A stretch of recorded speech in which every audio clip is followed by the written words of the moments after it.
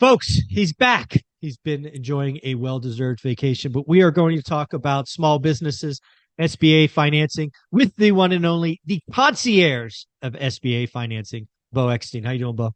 I'm doing well. Just got back from Mexico. Got a little bit of a tan. It was an amazing trip, and very fortunate to be able to take vacations. Yeah. And also, when you go to other countries, you realize how fortunate we are to live in the United States. And Yeah.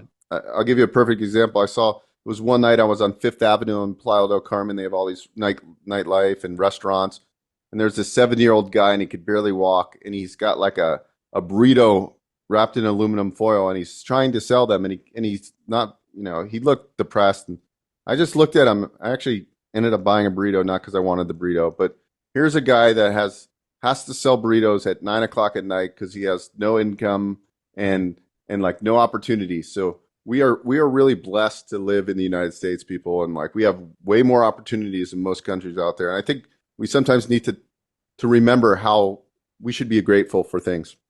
Yeah, I couldn't agree more. Let's talk about what's going on in the small business arena. I think Cody Sanchez does a great job of sparking interest. Mr. Wonderful was out the last couple of days talking about the pain coming to small business. Let me kind of lay out what I'm seeing. And then, as always, where there is great pain, there's great opportunity.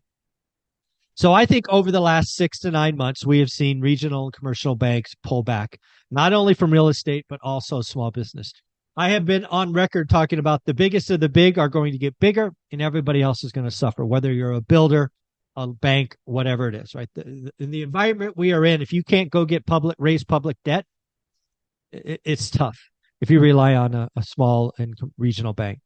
And that actually is the opportunity. And I think why you, as the concierge to small business loans, is kind of in a good spot, because I think there's going to be a lot of mom and pop businesses with track records, with documented history and tax returns are like, I just don't want to do this again.